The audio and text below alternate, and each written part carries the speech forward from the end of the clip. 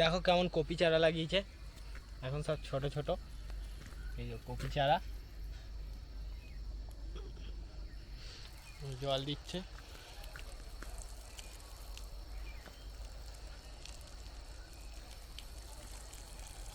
আর এইখানটা দিয়েছি খেসারি কড়াই, খেসারি শাক হবে।